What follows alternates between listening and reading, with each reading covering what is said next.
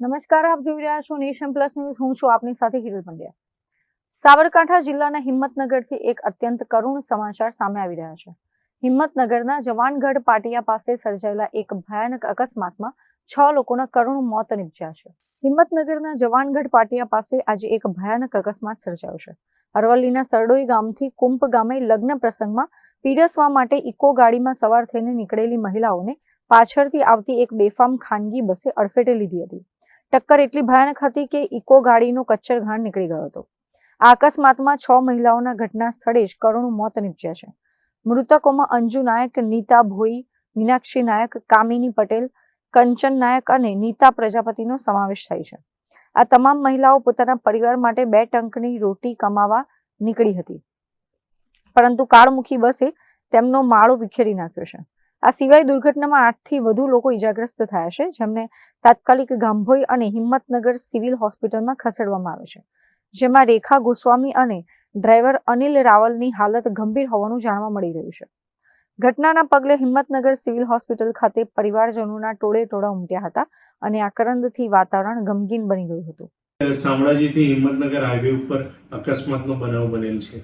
અકસ્માતના બનાવમાં હકીકત એ પ્રમાણેની છે કે ઇકો ગાડીને લક્ઝરી દ્વારા પાછળથી ટક્કર મારવામાં આવેલી, જે જવાનગઢ પાસે બનાવ બનેલ છે, જેમાં 6 વ્યક્તિના મરણ ગયેલ છે અને અન્ય 8 વ્યક્તિને ઈજા થયેલ છે. ઈજાગ્રસ્તને હિંમતનગર સિવિલ હોસ્પિટલ મોકલી આપવામાં આવેલ છે, જ્યાં એમની હાલમાં સારવાર ચાલુ છે અને મરણ ગયેલ વ્યક્તિઓના પોસ્ટમોર્ટમ માટેની કાર્યવાહી હાલમાં પોલીસ દ્વારા કરવામાં આવી રહેલ છે. કારણ કોઈ સામે આવ્યું છે? હાલ પ્રાથમિક દ્રષ્ટિએ જોતા જે નેશનલ હાઈવે ઉપર ડિવાઈડર બનાવેલું હોય એ તોડી નાખેલું છે, એટલે કદાચ ત્યાંથી ઇકો દ્વારા ચાલક વળવા માંગતો હોય એવી શક્યતા રહેલી છે.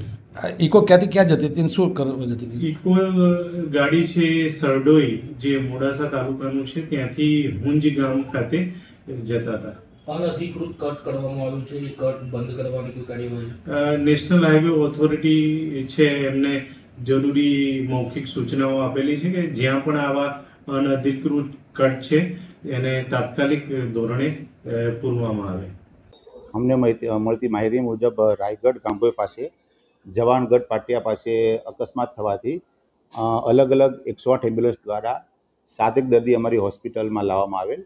એમાંથી 2 દર્દીઓ થોડા ગંભીર પ્રકારના હોય, એમના રિપોર્ટ્સ કરવાના ચાલુ છે અને 7 દર્દીઓ જેને સામાન્ય ઈજાઓ થયેલી છે એમની સારવાર ચાલુ છે.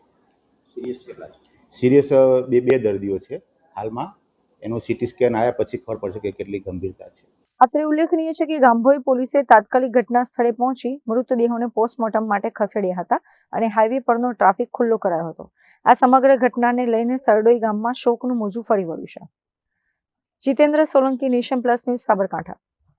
સમાચારોનો સતત અપડેટ મેળવવા માટે અમારી નેશન પ્લસ ન્યૂઝની યુટ્યુબ ચેનલને સબસ્ક્રાઇબ કરો, બેલ આઇકન દબાવો અને જોડાયેલા રહો ફેસબુક, ઇન્સ્ટાગ્રામ અને ટ્વિટર પર.